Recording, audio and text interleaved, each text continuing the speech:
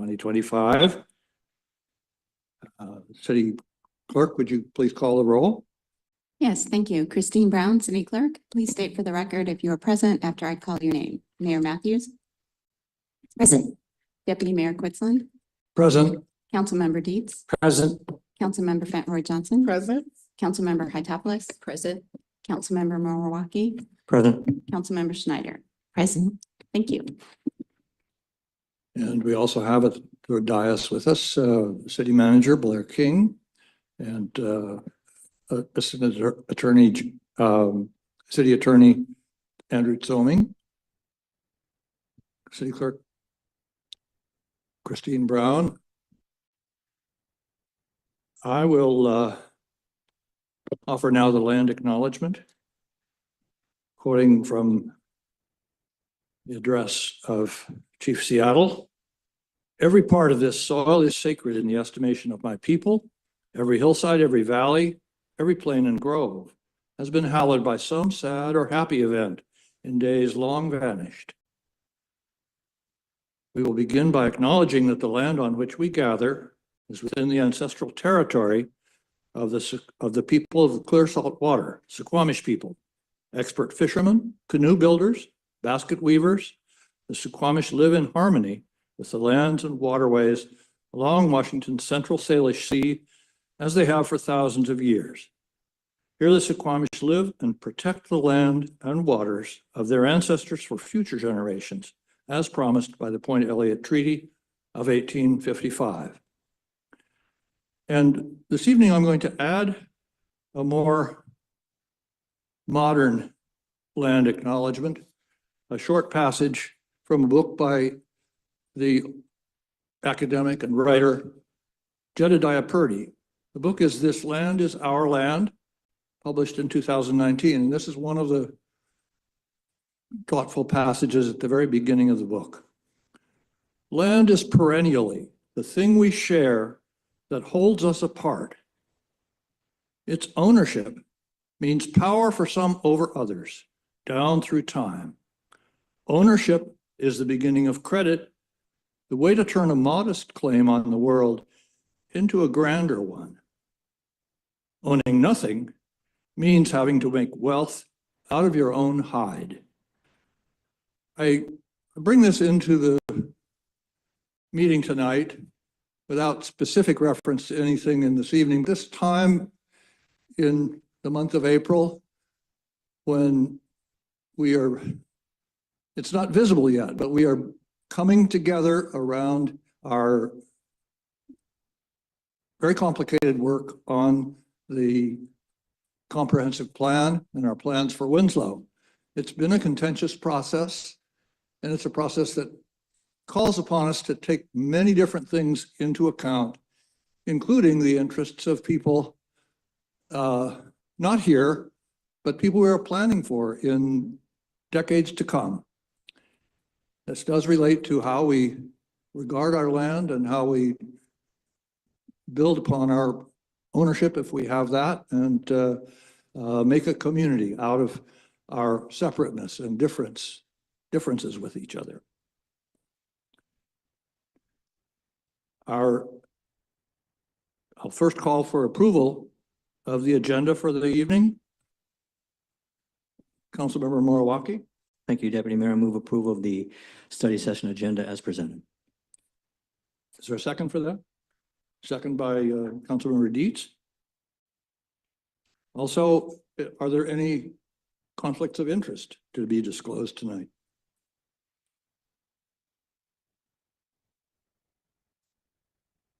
We haven't voted on the agenda, sorry. I will call for that vote. All those in favor? Aye. Aye. Any opposed?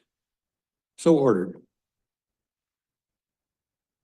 Our first matter of business is to receive the 2024 annual report from the Climate Change Advisory Committee and their work plan for the coming year, for the year that we're now in.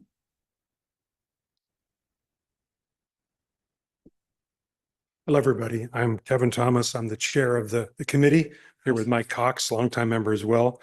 So I just want to give you a quick highlight of what the committee's been working on over the course of the last, it's been, I think, almost a year and a half since I've stood before you.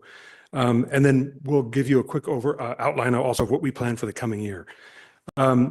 So the committee really began the year working on an absolutely fabulous grant that the city secured, which was the acronym for that is ETIP, the Energy Transition Initiative Partnership Project, which was a big grant that was given to island communities to actually look at various aspects of how to respond to climate change, but then also to look at, perhaps even more importantly, resiliency.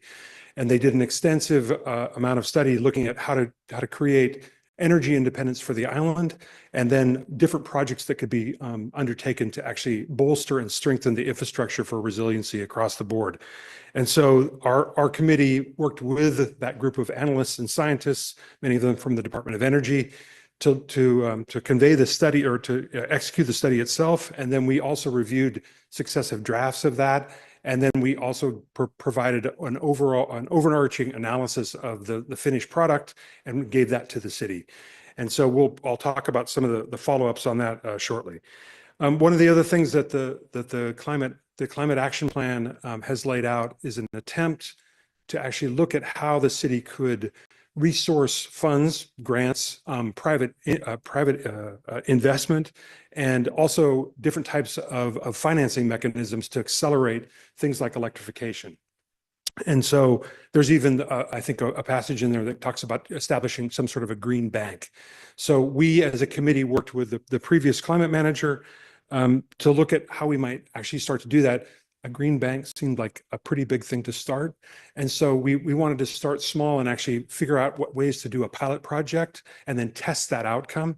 And so we worked with Autumn, a couple of members of the committee, including myself and Steve, to develop this program where we could actually test out securing those funds, providing that the full life cycle of how you take someone through the process of electrification. We ended up focusing on heat pumps. And I'll talk a little bit more then about how that was executed. One big thing that we did that was very interesting is that the committee and the city staff bring us things to evaluate and give perspectives on. And so the city had done a very interesting job of developing the EV charging code. And so Sanjay Bhatt and Steve Reynolds did a huge amount of work to look at that document and to look at what other communities around the area were doing and across the country, and then provide recommendations back on that about how to optimize that. I know that the council's taken action on that. The council also brought us some different things around looking at different ways to look at lawn tools. We all know that leaf blowers are pretty horrendous, but they extend beyond leaf blowers. There's a whole bunch of different things that we might be able to do to actually begin to look at lawn tools generally. It's actually a much more complicated issue than I think I originally thought, but members of the staff actually collaborated with REAC to look at all of the implications of the original ordinance. And we came back with a number of different recommendations about, again, I think how to strengthen that, how to potentially roll that out, how to engage with the community. And we presented that all back to the council. One of the other things that's in the cap is really, we have to not only think about how the city interacts with different elements of what's happening with climate change, but how do we actually reach out to the community and educate and really spread the message. One of the things that we've done the last 2 years is held an expo. And so a number of the folks who were on the committee actually set up what was a very ambitious electrification expo that involved a number of vendors in a number of different areas. We had a plenary speaker, Brian Stewart, from one of the leading .orgs that's down in Portland that works on electrification. He gave a great speech in the library. And then we had vendors around talking about what they were doing. People could move in and out. We had folks inside and outside. I think over 400 people showed up for that. Again, our intention with all this stuff is to learn. So I think we learned a lot about what to do and what we would maybe not do in the next time. We're thinking about doing some smaller focused events the next time around. One of the things that Mike has actually been very much involved in and leading is that a number of cities in the area have begun to ask the committee for advice about how to establish their own climate action plans. And so Mike and some others of the committee have begun to meet with those folks. And there's an inter-county climate partnership that's emerging, both with communities that already have very mature climate action plans and they're acting on those, but also committees that have nothing basically. And they just have either a committee that's interested in that or council members who want to get started. And it turns out that Bainbridge is pretty far ahead of a lot of other communities. And so they're seeking advice. So we see this as a really interesting opportunity to leverage what we've been able to do here and spread the word, help others, and then forge ties that could benefit the city. So that's really the quick outline of what we did. Before I turn to what we would like to do this year, I just wanted to say a couple things. One is that we lost Autumn, the original climate manager. Ellen stepped in and just did a fabulous job and really allowed us to keep our momentum and move forward with a number of the things that we did. So we as a committee would like to thank her. And then we couldn't be more excited that you've hired Laura. So, we said at the very beginning of this that if we were going to have a climate action plan, the one thing that we had to have to make that successful was a manager on the climate side. And so that it took a while, but you found someone that we think very highly of, and we're really excited to support her. So with that, I will just very quickly outline then some of the things that we'd love to do in the coming year. So one of the things is that one of the cornerstones of the CAP was a greenhouse gas inventory. So that, time has passed, that needs to be rerun. So we would love to support that. The pilot program I spoke of earlier regarding heat pumps has been a success, I think. We helped identify an organization called Kicking Gas, which has done some really great work up on Whidbey Island, also around getting people to install heat pumps. And again, helping them from the entire life cycle. It's a very complicated thing. I don't know if any of you have gone through this process of working with a contractor to get one of these things installed, but it's not easy. And it tends to be a pretty big investment, but it's a real challenge. So Kicking Gas has identified people who need help with that, has helped them through the process. And I believe now we're up to 10 installations. But the next thing that we will help with is really assessing the overall program and then garnering all those learnings from that, because we'd love to apply this to other things like solar and things like that to help the city again advance the CAP in interesting ways. The other thing that's in the CAP that's very important is actually supporting different ways to change the way that people transport themselves across the island. One of the things that came out of some of the Fair and Pure study that was also done a couple of years ago was that e-bikes and e-bike vouchers are actually a very successful thing. So we intend to help support the efforts to actually set up an e-bike voucher program. The e-tip program has continued to bear fruits. So we would also love to help with actually helping to implement some of the aspects of the e-tip recommendations, again, particularly around solar.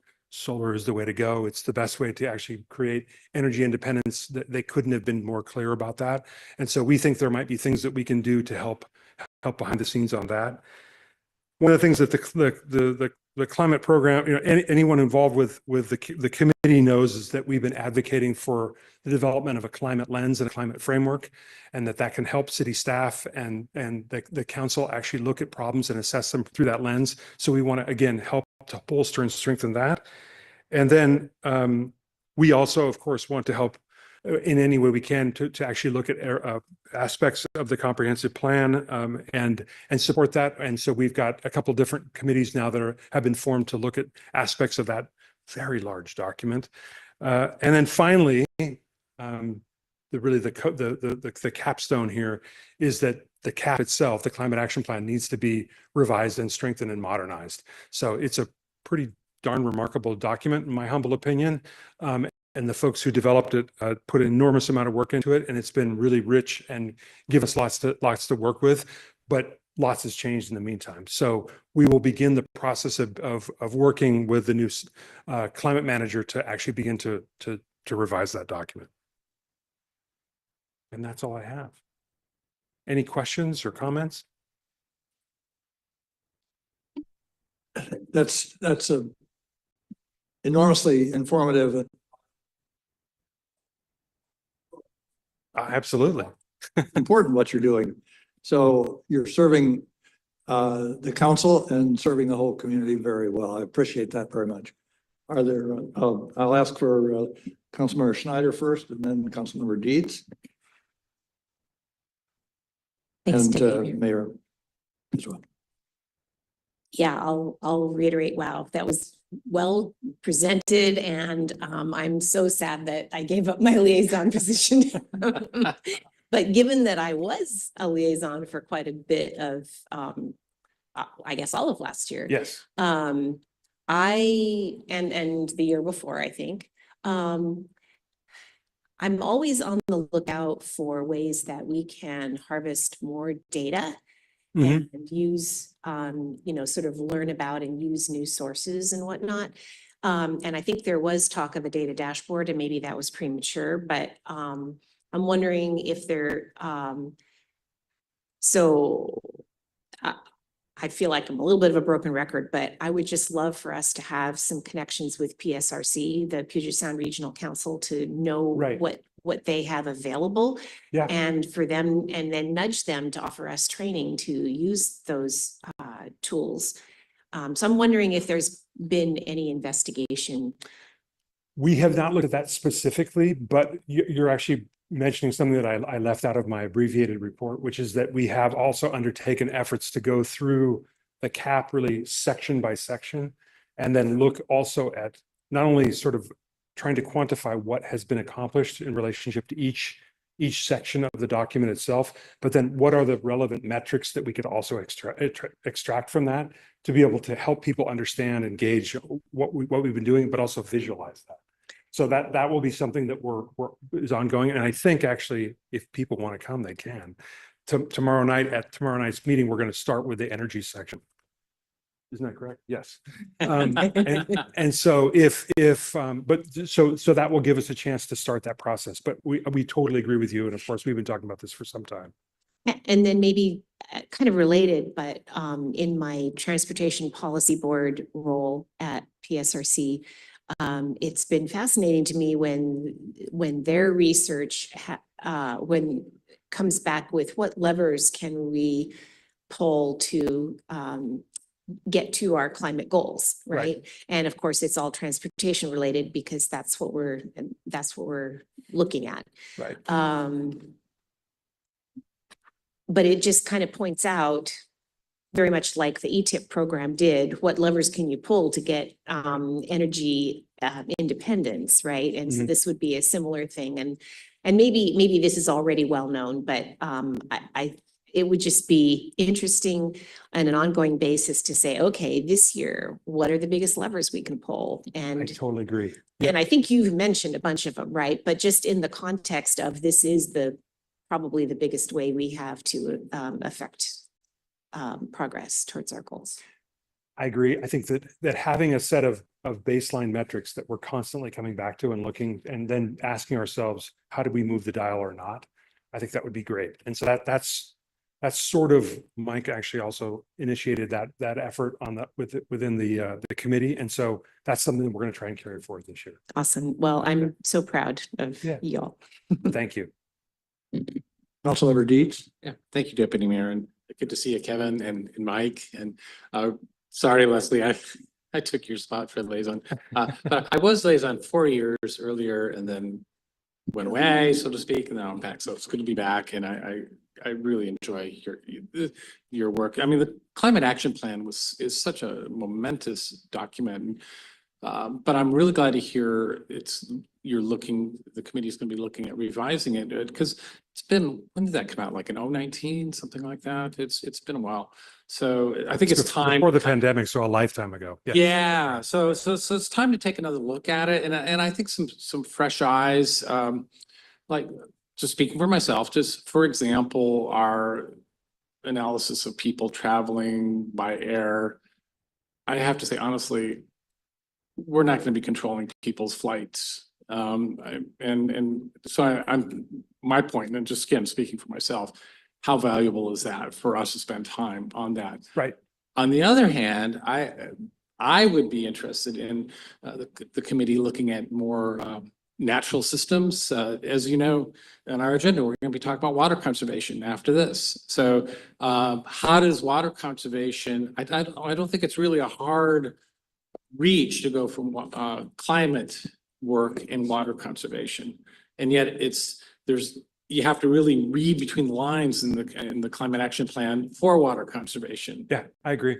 So anyway, great work. You guys are doing great work. I'm glad to hear this review, and we'll just take the cap and improve upon it with all that we've learned. So thank you.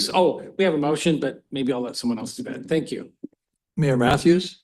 Thanks, Deputy Mayor. Thank you so much. We have a volunteer appreciation event coming up on May 7th. But before all that, I just want to say thank you for all of your work and all you do for the community. I had the chance to be on a call for a little bit yesterday for 40 minutes or so of a call on climate equity that Mike was on. Really, really, really, really interesting stuff. But I would say the most interesting was getting out of our silos and the other folks that were on the call. So it was a presentation, I think, by the city of Tacoma. And they spoke very highly of Laura because they had worked with her at Pierce County. But the other really interesting information that we got on the call was, as folks were going around and introducing themselves, was somebody from the city of Edmonds Race Equity Advisory Committee saying that they were a member of that, but it was on hiatus. And Right. because of budgeting. And then another member of the climate committee, I'm on the climate committee, but it's on hiatus because of budgeting. And Yep. so that just made me really grateful for where we are right now, for the work our city manager does, and Wayne and all the others. We are not in that position. And so while we are not in that position, let's get the most out of it now. So just really appreciative of all of that. I did also meet with PSC a few weeks ago, and they brought up the issue of solar and trying to get it to Bainbridge. So any Yeah. work you can do on your end and keep on them as well. Solar. Yeah. That's instead of plastics, it's Yeah. solar. Yeah. Solar. Right. Yeah. So yeah, just wanted to say thank Yeah. you so much. Councilmember Morawaki? Thank you, Deputy Mayor Quitson, and I'll just ditto up above, or however you say that, Yeah. previous comments. And it's nice to hear that ours is being used as a model for other communities to kind of catch up. So I think it says a lot about this committee and staff that it's a document that other people are wanting to know how it was done, and that's really important. Councilmember Dietz raised something, and I agree that it's hard to contemplate or get together how many people are using air miles. But that is Bainbridge Island's contribution in another way, in a bad way. We do have a lot of folks here that do travel, and the carbon impact of going to, everywhere, as opposed to some other communities where people rarely travel by air. It does that to the balance, even though we're not adding to the carbon load right above Bainbridge Island. So Right. however you measure that, but it has to be some sort of measure, because we're not being true if we just kind of forget. Because I would suspect a lot of people, you probably have the data, they could drive 10 years in their car and not have any impact of a worldwide trip around the globe in a plane. So I think we have to somehow recognize that we have different loads. As much as we're doing to use alternative fuels and solar energy and the rest, that is something that we as human beings on this planet are playing a role. And so I don't think we can ignore that. And also on the zero emissions landscaping ordinance, there was in the report, I read it carefully, that there was a concern about impacts to certain landscaping businesses. Can you tell me if there was any surveys done of any of the landscaping businesses about how they felt this might impact them, and what you found from that? So the last city manager and the city staff ran a survey, an extensive one, and solicited anonymous feedback and not so anonymous feedback, I think. And so it was a mix. Most folks who are running landscape businesses, are doing that on a narrow margin and don't want to make the investment to change. It's perfectly understandable. I think that the main thing that we were looking at is, if we were to bring a set of ordinances or recommendations or whatever the city was going to do, how might that land, both with that group, with the people who work for them, and for the people then who own property and, and have lawns and need care across the island. So there's all these different constituencies, but what we found in our analysis and looking at the overall thing is that unless we figure out a way to sort of speak to those respective communities, and make that plain and win their approval overall, that it's likely not going to succeed. So I think that's part of it. So there was also some input from a couple different people who just gave us sort of direct feedback outside the survey. And basically there are limitations to some of this stuff, especially when it's wet. At the same time, the advances and all that kind of thing have been pretty great, but it costs money.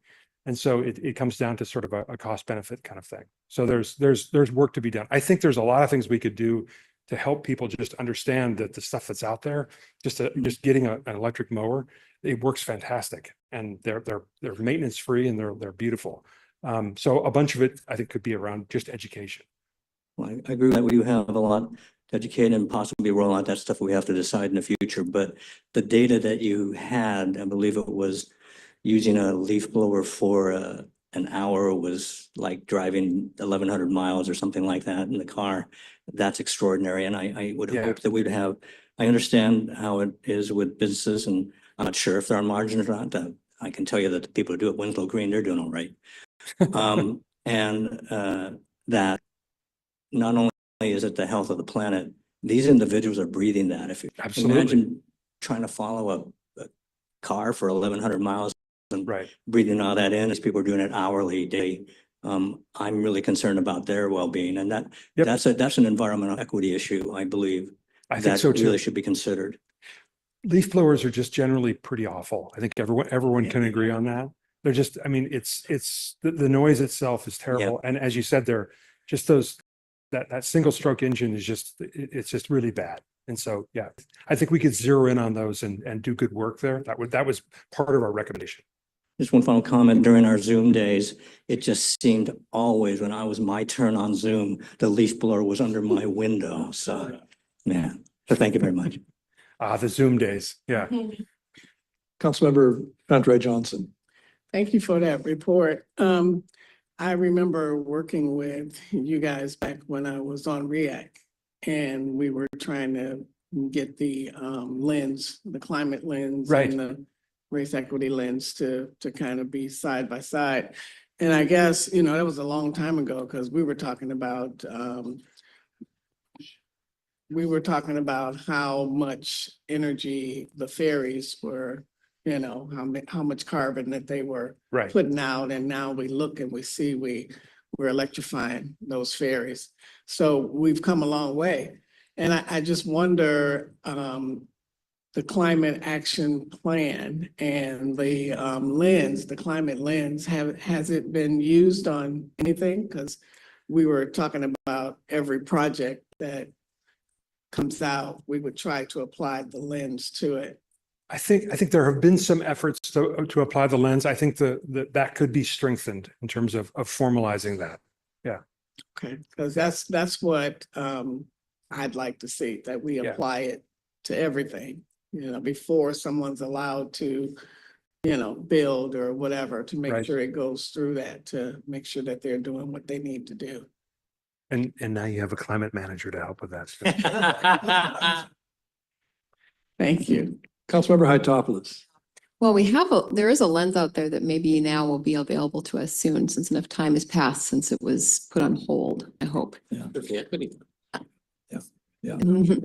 Yeah, but first I just want to say absolutely thank you, of course, for everything that you guys do. And I hope it's as gratifying for you as it is for us to hear that you're leading others and we're expanding the reach of the work that you guys have done. So it's really good to hear.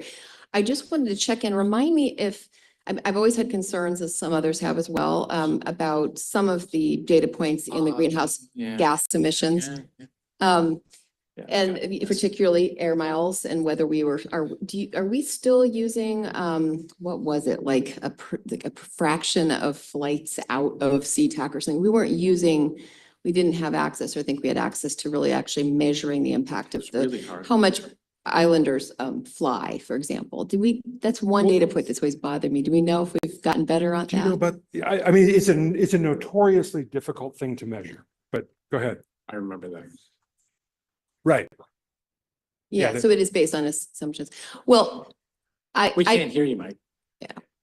I do want to put a plug in from here, and more appropriately from here than from sitting as your liaison, to, doing whatever we can. I hope the council wants as well to get the most data, Bainbridge precise data we can, especially when it comes to some of our big impacts like air travel. But Yes. that's just a request that we may or not be able to fill. But again, thank you so much for all of your work. I was gonna make. One thing in the list of things coming up, the update of the climate action plan. In our tentative agenda, which is not a deadline, but a plan, the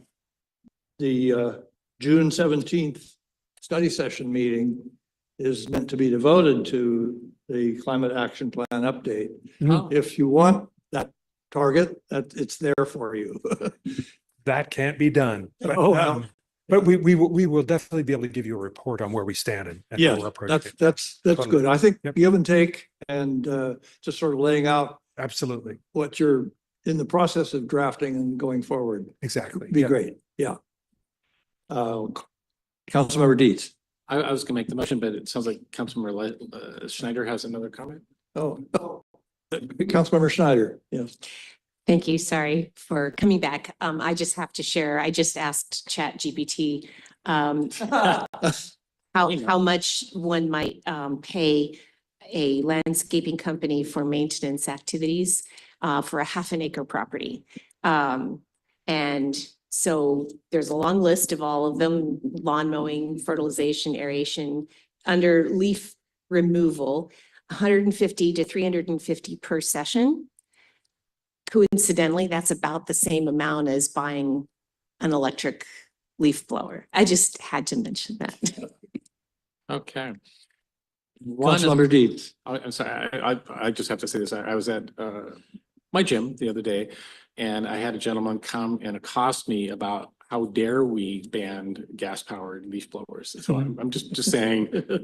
And it- The actual. Yes, Wow. and I said, okay, I said Yeah. some things, but I just wanted to share, there are Yeah. differing opinions. I'm totally opposed to gas powered leaf blowers, but I did get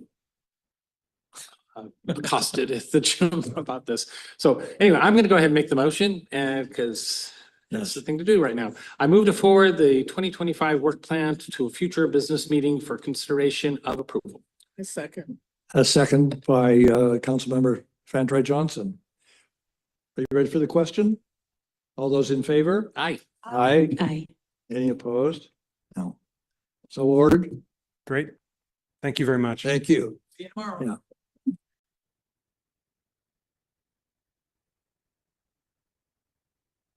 Next, we have discussion of water conservation involving Public Works Director. City Manager, want to set it off? Yes, thank you, Deputy Mayor. This item was placed on the agenda to request the council. We have some data that's going to be presented to you by the Public Works Director. What we would like the council to engage in is to formulate the policy direction generally the council would like to go. If we could have that achieved, this meeting would be successful. We aren't really suggesting that we talk about applied techniques for conservation of water, since there's a wide variety of tools and approaches available to us. But before we go there, we would like to really get understand what the policy objectives the council would like to achieve in this area. And with that, we have a brief slide presentation for you. Good evening, Council. Chris Wierzbicki, Public Works Director. Nice to see you this evening.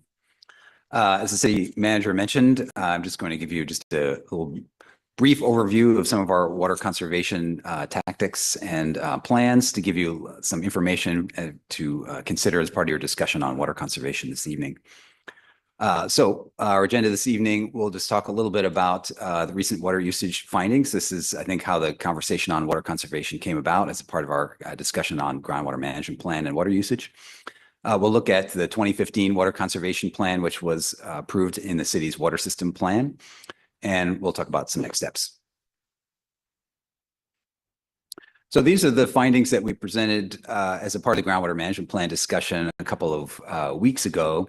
And these are our findings related to the city's largest water system. So the city's water system, as well as the two systems managed by the Kitsap Public Utility District and the north and south ends.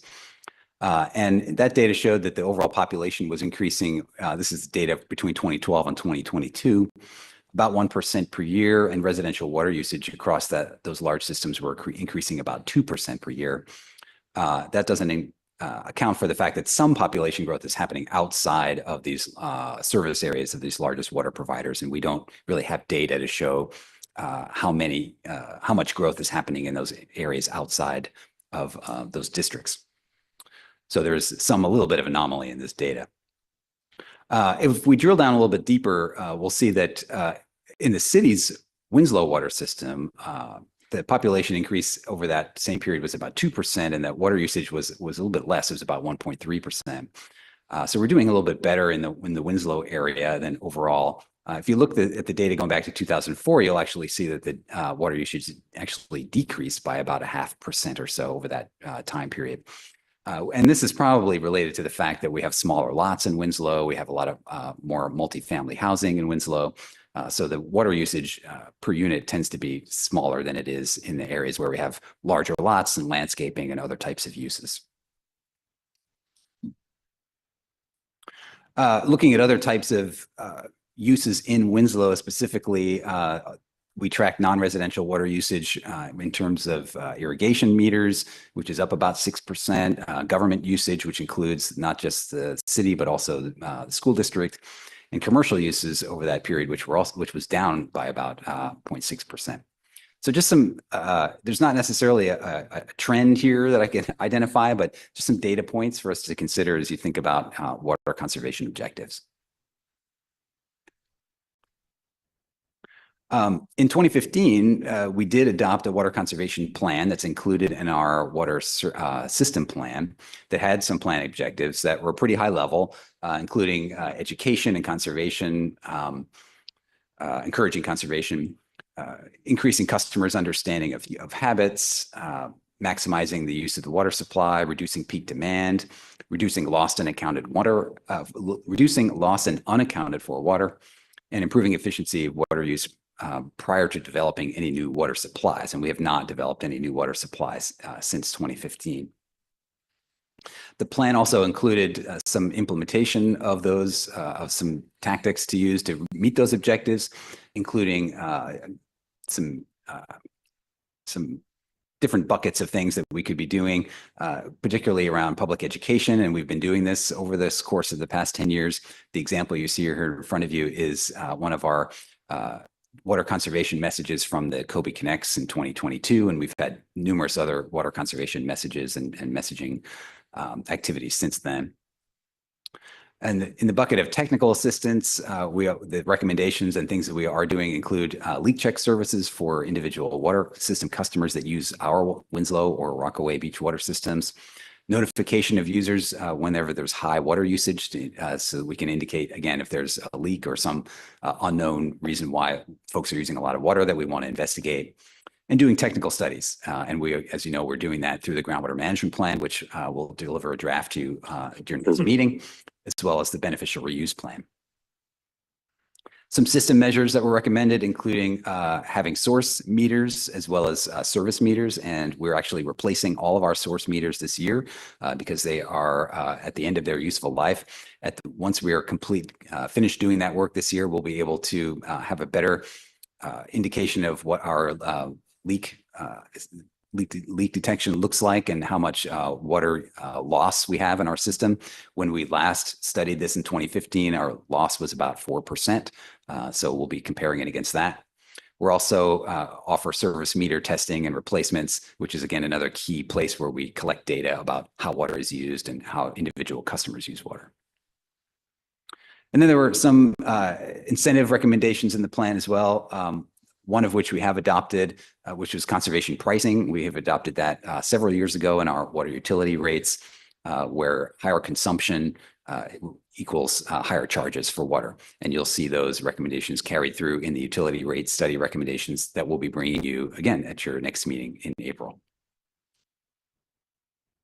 So that's just a little bit of background, some things for you to consider as you talk about water conservation.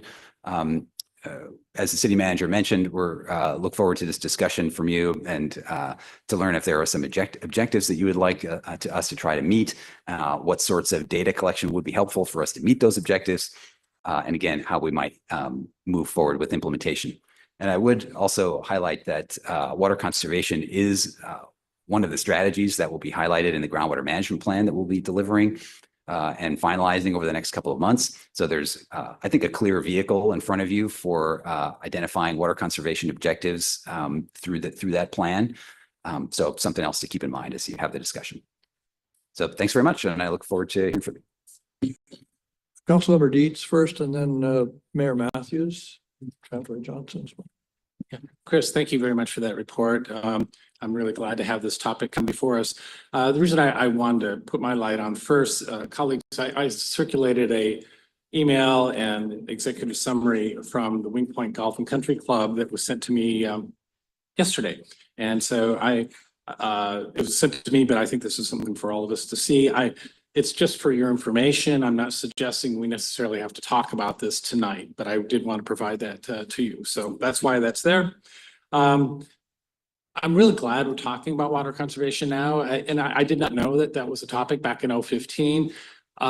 There was some data in your presentation that showed water usage across the island per year. And City Clerk, I'm not sure if you can get that. I can't remember what slide that is, but it has South, Central, North Bainbridge over a number of years. And there was something, not that, okay, I don't think I can do that. Okay, not that one. Yeah, the average, yeah, that one right there with the multiple colors. So what I noticed here, and I don't know if I'm reading this too much, but if this water conservation measures, the effort went into 2015, it does look like 2016 water usage actually went down. Now, I don't know if I want to read too much into that. That's just a very broad glimpse, but that may suggest that those efforts we did in 2015 actually got some results. So I just wanted to highlight that. As far as policy direction, I'm interested in what my colleagues have to say, but I ultimately, when I think of water conservation, I think of using less water. Kind of period. You know, what can we do to use less water? And the more we can save, the more we can save for, let's just say, future generations, which comes to my other point would be, we have an equity toolkit that was a number of us got a briefing on. I think this equity toolkit would be a good use, using the toolkit for when we're looking at water conservation. That's my suggestion. I do agree the groundwater management plan, let's use that. That's going to be completed in a couple months, perhaps in June. So it seems like this is a good segue to go from that plan to water conservation. So groundwater management plan, let's segue from that. Let's learn what we did in 2015 that worked well. Equity toolkit. And finally, I'd like us to work with, it didn't say whether we worked with KPUD back in those days, but it seems to me that would be a good partner for water conservation. So that's all I have for now. I look forward to what my colleagues say, and thank you so much for bringing this topic to us tonight. Mayor Matthews. Thanks, Deputy Mayor. Thanks, Chris, for your presentation. So as far as what I would like to see about for policy direction on this, to not create even more work, I say we just change the date on the 2015 to 2025. And I mean, it's perfect, looks perfect to me. I didn't really see anything that we would really need to change other than updating certain things. But that gets me really thinking about the word implementation. And we have all of these plans right now. We have the comprehensive plan, we have sustainable transportation, we have the climate action plan. And so many of them depend on actually being implemented. And then when I think about all the committees we have, you know, ETAC, LTAC, RETAC, CCAC, you know, all of the, no, they're not really called that, but we have many. We don't have an implementation committee. And so it's like to think about how we're actually working on getting all of these things done that we want to. So I was just thinking, it made me think about implementation.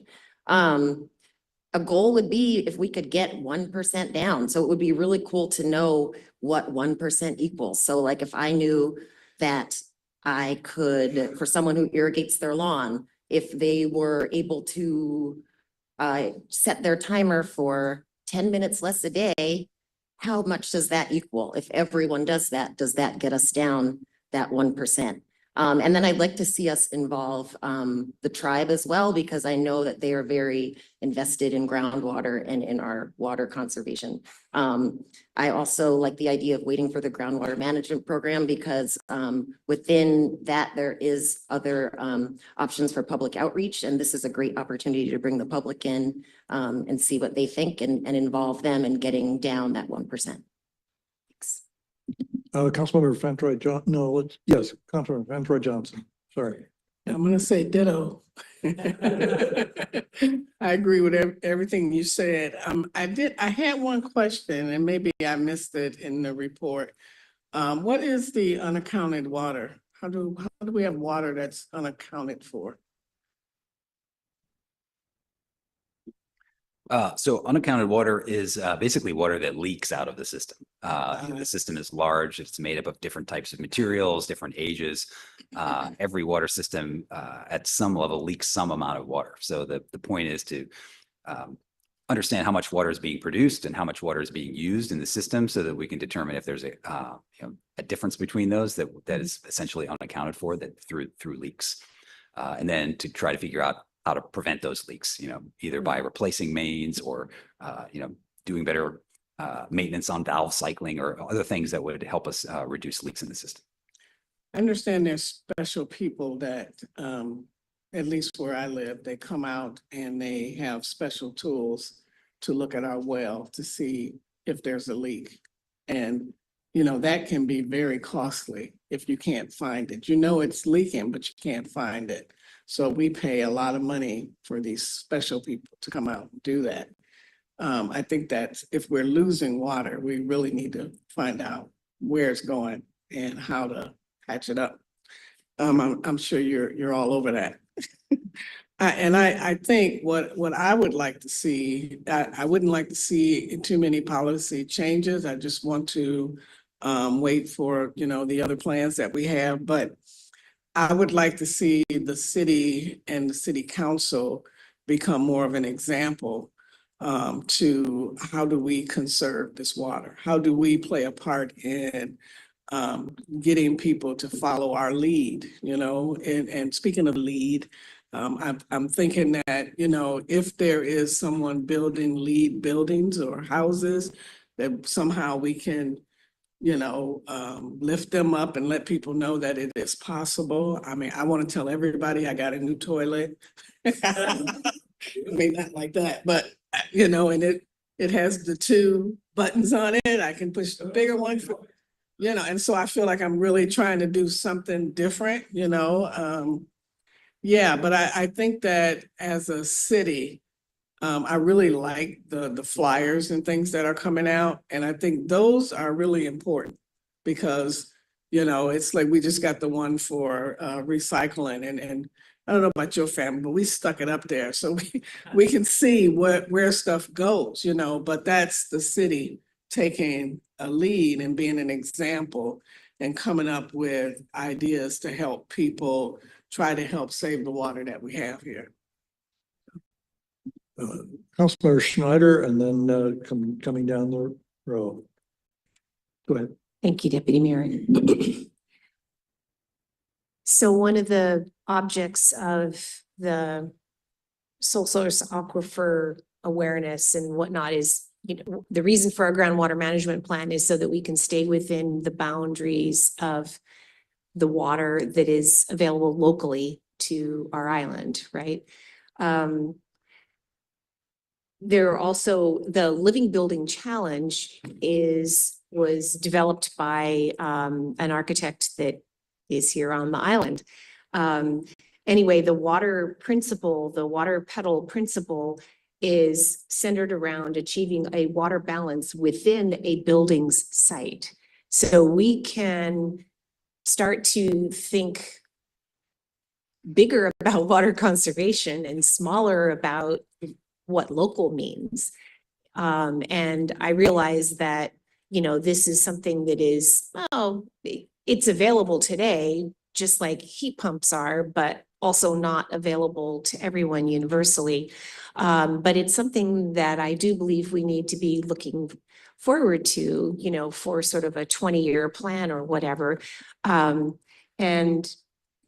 under the, so this involves meeting all water needs through captured precipitation or recycled water and managing wastewater on site. The intent is to create sustainable, respectful water systems that use, purify, and reuse water within the same system. So thinking very, very locally. So that's one. And then my next point is a question. If we are successful at 1% of conservation, or maybe we think bigger than that and we have a lot more of that, but could we bake some of those assumptions? Are we going to see that in the groundwater management plan? I heard the Public Works Director saying that we are going to see water conservation assumptions or something like that in the groundwater management plan. Will we be, excuse me, will we be seeing the lines so that we can see, you know, business as usual with small increases in population and hopefully small, you know, similar or not too much larger increases in water usage per person? But what if we actually did accomplish water conservation? Could we see that line and really start to look at the carrying capacity of our island from a water perspective in those terms, just like we do when we're doing our budget, right? When we have the different lines going for our budget, we like those lines. Okay, thank you. Councilor Morawaki. Thank you, Deputy Mayor Quitzlin. And there's going to be many observations and perhaps questions for Director Wisbicki. So I'll just throw them out there for you and observations on looking at the residential water composition fact sheet that you gave. And you did note that the South Bainbridge has the highest usage average for resident 206 gallons per person, and North Bainbridge is 186 gallons and Winslow is 156. And Winslow is the only one under the City of Bainbridge Island Utility. The other two are Kitsap Public Utility Districts. Is that correct? Mm-hmm. Yeah, and one on so the next trend page, the water use per capita, I found really fascinating because the population shows that we went up about 1,000 between 2021 and 2023, and yet on, I guess it's figure 3, the total residential use, it's actually gone down about 80,000 gallons at the same time. So, I mean, that to me looks pretty encouraging that there's something happening, that we had 1,000 more people and yet the measured use residentially went down 80,000 gallons. So something along the lines that we've been doing over the last several years of encouraging conservation, or perhaps by zoning or requiring lower use appliances and devices might be part of that. And then on, I needed a question answered on Appendix A. We broke it out, single family, multifamily, commercial, irrigation. I think about Flushing is lined out as well. By the way, Flushing by itself here, there's a figure for 2022, but there's 0 entry on 2023. And I know I used my toilet in 2023. So I don't know where those numbers went. But I'm curious how you break out irrigation, because there are single family homes that, you know, irrigate their lawns or some places. And also another question, I'm just going to be just a guess, but my suspicion is that South and North are probably higher consumptions because of that irrigation component, as well as commercial, because we've had an increase in especially breweries and such that really use a lot of water and other commercial applications. So if you can kind of clear those out, especially breaking out, how do you break out irrigation from single family use, commercial, and government, because we also irrigate as well? Yeah, a quick comment on flushing. I think the flushing is related to the cities, the water that we use to flush the water system clean, not necessarily usage in the home. I'm not sure why there's a gap. There may be when we collected this data, that information wasn't yet available. That's maybe why it's 0. In terms of irrigation, that's a good question. We have irrigation meters that are specific for irrigation. There's about 77 of those in our own water system. And that is where the number for irrigation comes from specifically. And I don't quite, I imagine, I believe that users like the school district who and parks that have properties that have specific irrigation needs hold some of those meters, but there are also residential users that have irrigation meters as well. And we've been really trying to discourage people from getting irrigation meters because we're trying to promote water conservation. But that said, as a part of everybody's bill who uses water for irrigation in their homes, we can't capture that individually. So there is irrigation built into those, residential home usage numbers that we can't really account for. But I suspect that a big portion of the irrigation is anything above. I mean, if a multifamily unit's using 160 to 170 gallons a day, you have to think that anything above that is probably irrigation usage of, so anything in the 200s or 220. But we don't really know that data for sure. So. And one final, so my presumption that north and south areas are higher than Winslow, you'd think because Winslow's more compact, there's more people, there'd be more water usage, more flushing. Thank you for clarifying the flushing fact there. So is it because of more irrigation and that and other commercial uses? That's what I would suspect, is that it's probably more. I mean, the brewery is on the water system, so at least the one that we have at Coppertop. I suspect that the other areas have higher usage because they are larger lots and they're using that irrigation is blended with the household usage. So, okay, thank you. Yeah. Councilmember Hytopoulos. Yeah, before I make just a couple general comments about the topic of water conservation, I just want to say it feels like we should not be trying to drill down into these charts when such a huge number of properties on the island are on private wells and small systems and not at all reflected. So if we're looking at our population went here and then we're just looking at what happened in like 40% or something maybe of the population's behavior, that seems not very scientific. So my comments about conservation would just be that when this topic was coming up, obviously, first of all, I think we're all very committed to this topic. I think the city has emphasized it in the past. We should continue to emphasize it. I agree with the mayor. We should reutilize materials that are still applicable. My concern has just been making sure that we're not thinking that we're somehow going to be able to squeeze enough out more of the groundwater because people are going to change their behavior to change the decisions that we would make in the absence of changed human behavior. I mean, we should aspire to educate and change human behavior, but we can't necessarily change it.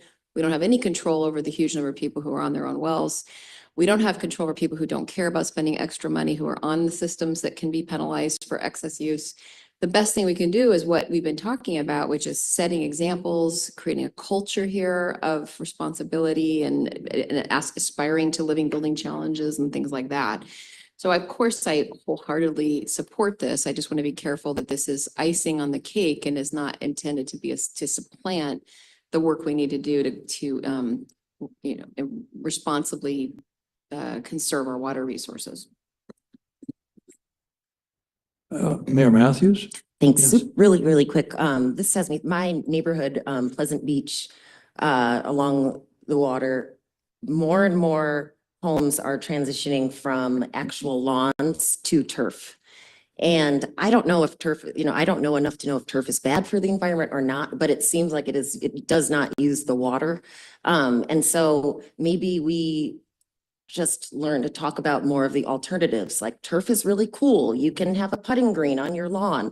And because now if I look along the water now, there are only 2 lawns left of the 9 and the rest I believe are all turf. So it's happening. And we just have to try to maybe convince more folks to do that, or even the cool Palm Springs, desert-ish, no water lawns that just look, I think, great. So, but that's not our choice to make for folks. But I think if we make them fashionable, or a fad, that folks go with that. So we need to TikTok really cool, natural landscapes. Councilmember Marwaki. Well, thank you for that comment, Mayor Matthews. And it just struck me that when we looked at these massive wildfires, a lot of the buildings that survived, they had breaks. they didn't put in landscaping. They had the buffers that would not allow those flames to continue onto their properties. And I hope it never happens here, but we would be so ripe because of such our dense foliage and forests here. Wildfire would just have a heyday here. So that could also be another incentive to encourage people not to use that. So that's a great reminder. Thank you. I haven't spoken yet, and I don't think I can sum up the will of the council or the consensus, but I believe that part of our follow-through, including public engagement with reference to the groundwater management plan, our follow-through should result in a conservation plan or conservation planning or certain goals. We don't know the form of it yet. But I would recommend in the very near term that everybody take a look at the water resources element in our present comprehensive plan. It states 6 broad goals, and there are 64 specific policy statements. And many of those policy statements encourage conservation and address a lot of what we are concerned about here. Simply taking the steps to implement, to act upon the high priority, medium priority, and other implementation steps in a document that's been our resource for since 2016 or early 2017. We just need to be paying attention to what's in our charter, and there hasn't been enough follow through in this area. There are interested citizens, and it wouldn't be just on the council or just on but it'll come out of our process in response to the completion of the groundwater management plan. So I would just say that's part of the will of the council and the city manager. Yes. No, excuse me, Deputy Mayor, I was just going to summarize the comments that I heard when you were completed. Then here's basically what a summation of the variety of comments, at least how I take them. We started off by saying one of the strategies or the approaches could be is to wait until the groundwater management plan is complete and then review the 2015 water conservation plan for updates is one approach.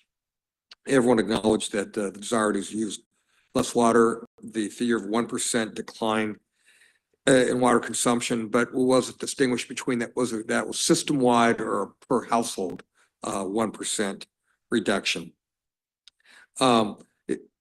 Points were made. I think that they're valid from my standpoint in terms of the implementation of any water conservation program.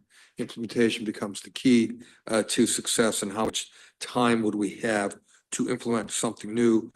Again, that was also in supporting with updating the 2015 conservation plan and that plan implementation or following up that.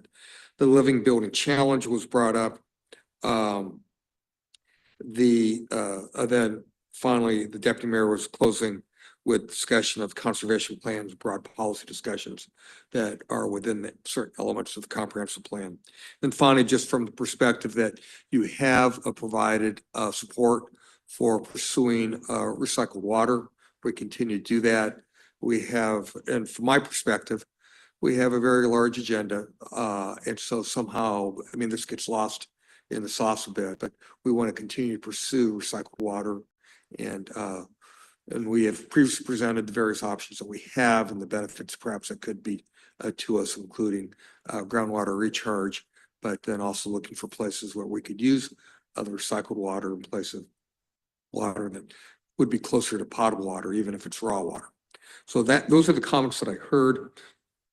Probably what my recommendation back would be to be supportive of waiting until the completion of the groundwater management plan, and then to come back to you with an update on the 2015 conservation plan implementation with a lot of emphasis on public education and changing human behavior as we can to provide for reduction in water consumption.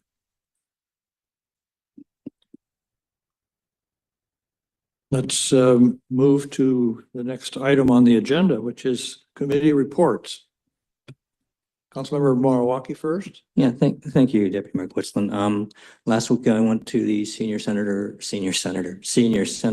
Board of Directors meeting, and a little bit of news, they've hired a development campaign director, capital campaign director full-time. And so they're really taking a serious look at getting that senior center up and running.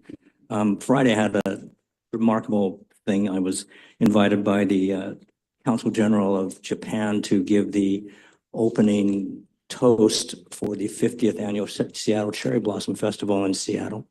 And it was for a privilege. One of the things I mentioned in that, because of these turbulent times, how Bainbridge Island was unique in addressing fear and unconstitutional actions by their government, and encourage people to act like Bainbridge Island in these times of trouble.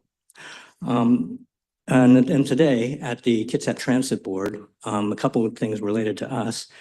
A $140,000 contract was let to allow the Puget Sound Energy to put in the inductive chargers that would be at the Day Road Park and Ride. And as a reminder, inductive chargers are like the wireless chargers to your phone. The bus drives over this huge thing and sits there as it's waiting, wirelessly being charged by magic coming through their bottom of the barrels. And there's also a $300,000 state grant that is given to get the intra-county passenger ferry study going. And this is focused on Bainbridge, Bremerton, Silverdale, perhaps Kingston. And so that's by Consulting Engineers, KPFF. And it was announced today that there's going to be a prototype hydrofoil system that's going to be in Seattle in early May, but it's going to start on Cinco de Mayo in Kitsap over at Bremerton. And so for my colleagues here, there will be demonstration rides on that day. Of course, you can go into Seattle and join them, but I think it's easier to get to Bremerton. And we don't have that inter-county ferry yet, so we can't get over that way. And just as a reminder, this is the kind of hydrofoil, single foil that Kitsap Transit will be deploying. But this is a prototype vehicle. It's not a full out, I think it only holds 12 people at a time. So it's just a proof of concept issue. But they did warn us that because they're using this prototype vehicle for their promotion and promoting their business, that the transit one won't look anywhere near as nice inside as what they have. So let's take the nice couch seats while we can.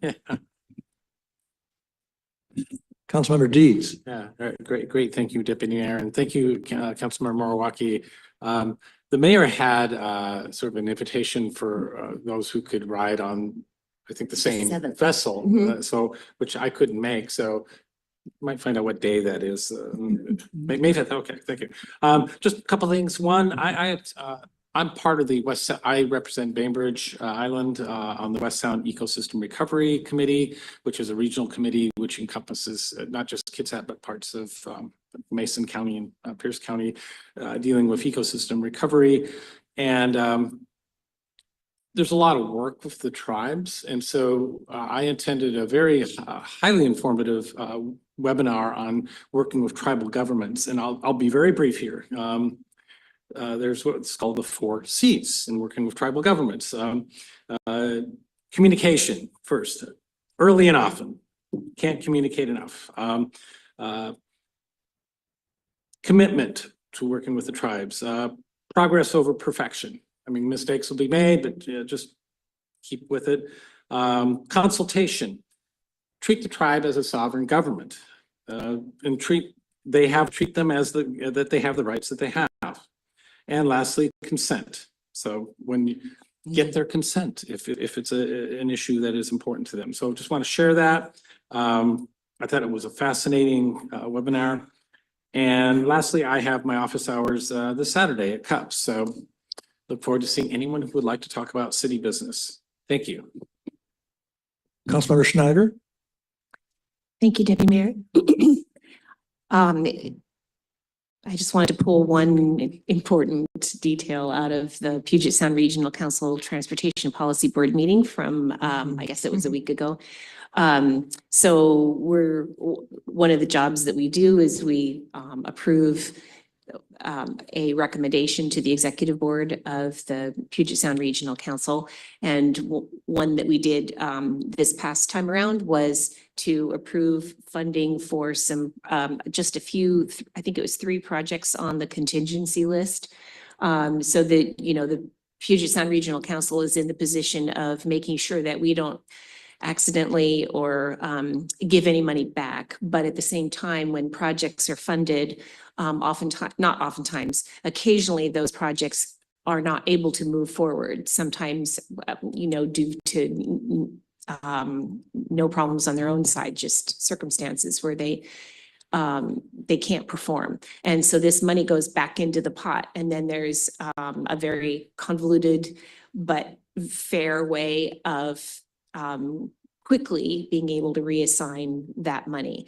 And so one way that it gets reassigned is by basically going back to projects that have already been granted funding and saying, hey, we want to give you more of the money that you, for your project.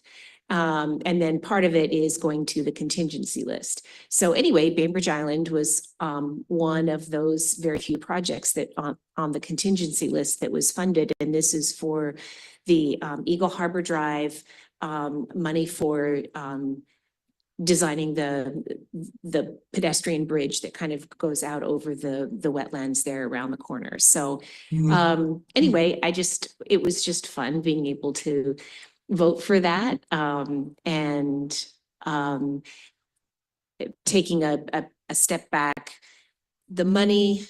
The federal money that comes through the Puget Sound Regional Council is probably something that we can continue to count on into the future. It's the money it's the grants that we get directly from the federal government that are much less likely to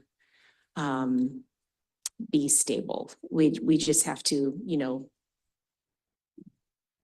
look at what the federal government is valuing and not valuing. And yeah, so anyway, I just wanted to share that. Mayor Matthews now. Thanks, Deputy Mayor.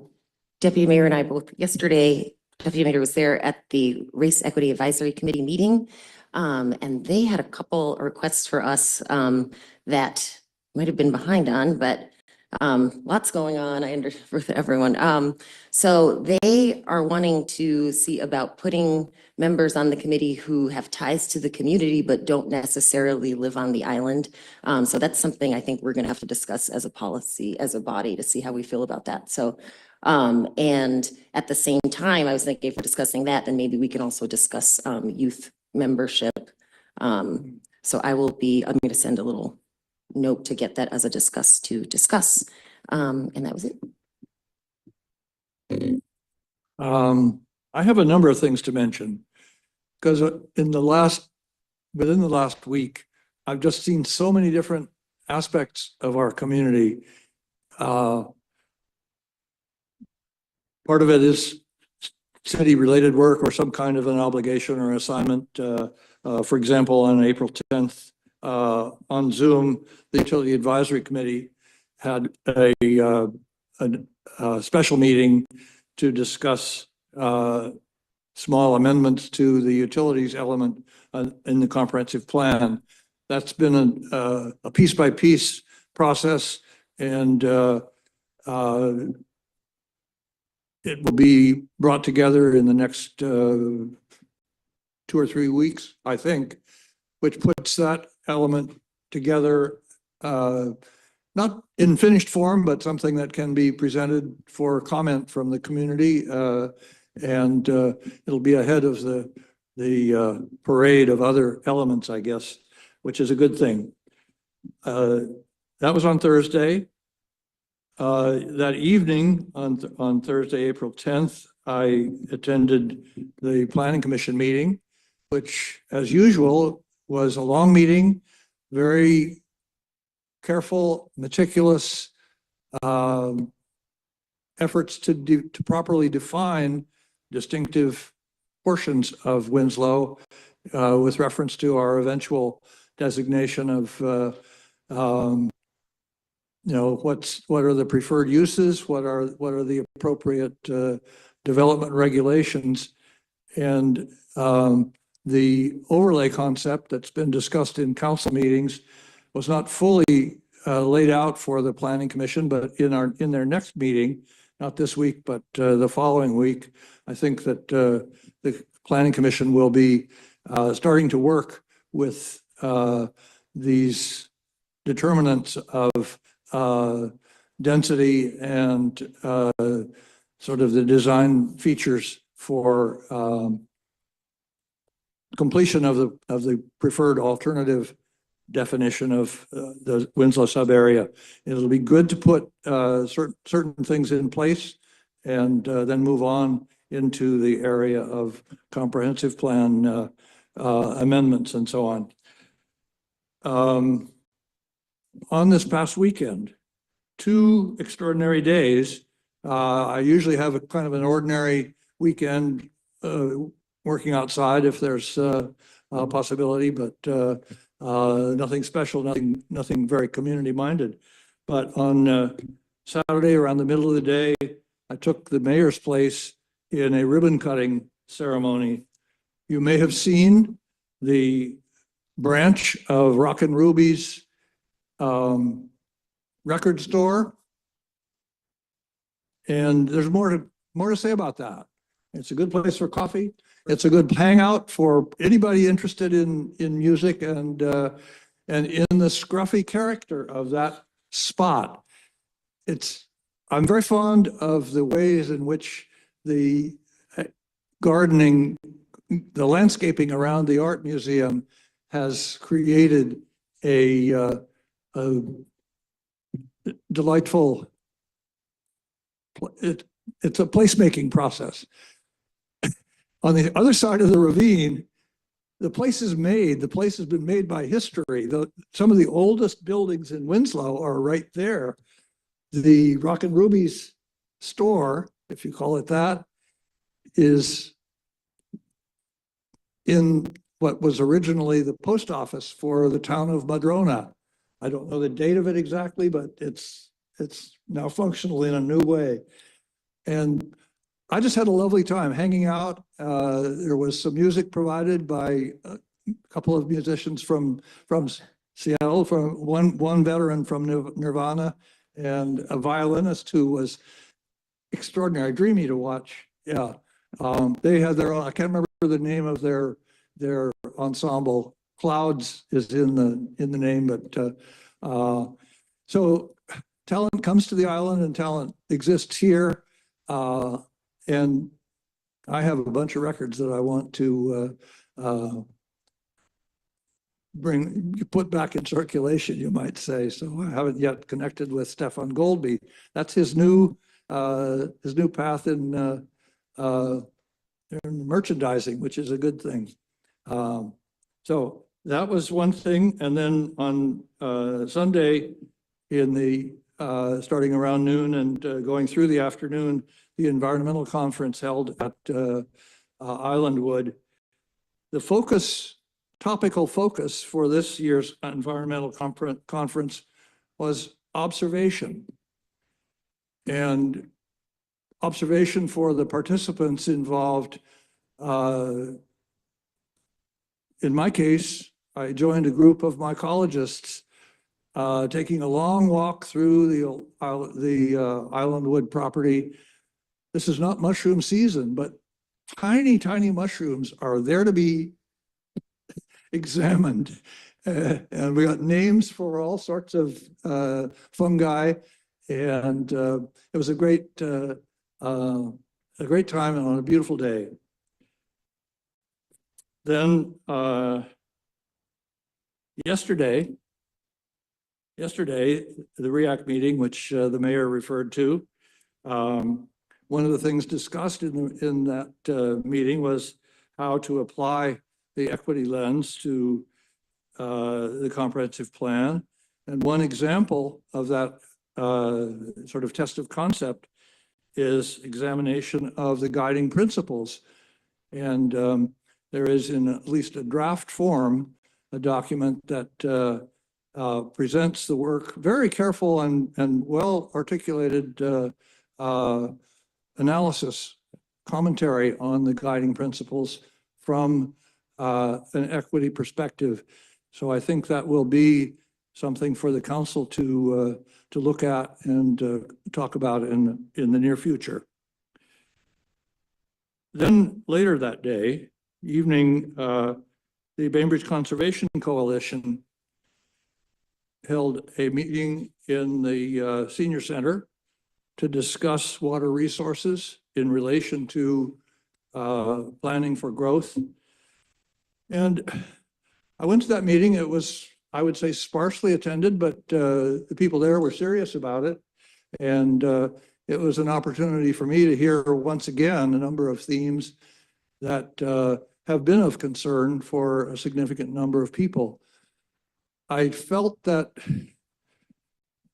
I was not a target myself, but I was a focal point, you might say, for some of the discussion of what the city is or is not doing, which they should be thinking differently, whatever. And I came away from that meeting having had my own opportunities to talk and my own opportunities for some enjoyable one-on-one conversations, but I came away tired, frustrated, somewhat discouraged. And this morning I got up very early. It put a lot on my mind. The state of where we are and the poor communication that has existed for all parties, all separate entities and interest groups. We're not talking well enough with each other. We're not bringing the truth out into the open or bringing the questions out into the open to be fully, carefully and kindly examined. So I wrote briefly to one of my old friends who was part of the group.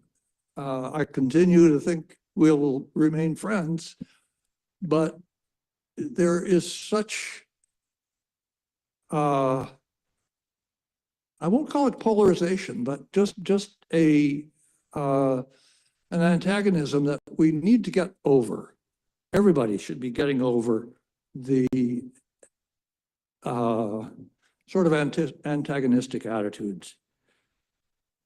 So I will see if my bill of particulars in this short email gets any rise from my friend, because what has troubled me is I like to answer emails, and I don't argue with people, but I try to give, in response to what I've been told or what the questions that have been asked, I try to give my own perspective.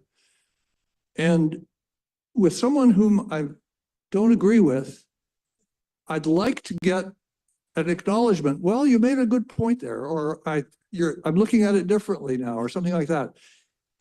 When it's just dead in the water, when it's an exchange that goes nowhere, it's very discouraging. And I hope we can get beyond that in various interactions going forward, because I do expect that more and more things are going to be coming out into the open, and that will be hard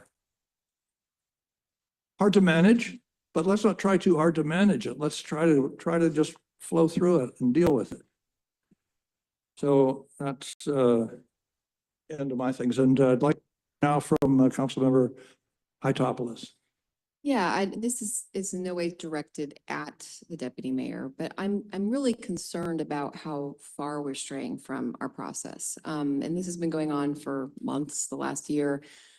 As I feel like I've sat back and watched us take committee reports and whatever the other topic is, updates, and kind of mix them up and go on and talk longer and longer. And I think what we need to think about is, you know, there's reasons we have these limitations. We got rid of, when the city manager came in, we got rid of good of the order because people would take advantage of the opportunity to speak. And we'd all actually like to have at different times a platform to say whatever we'd like to the community. It's why sometimes we'll write a, op-ed piece or whatever, and we'd like to do that. And, it may be it may not matter so much to us, although time is important, and our city attorney probably goes back to Seattle.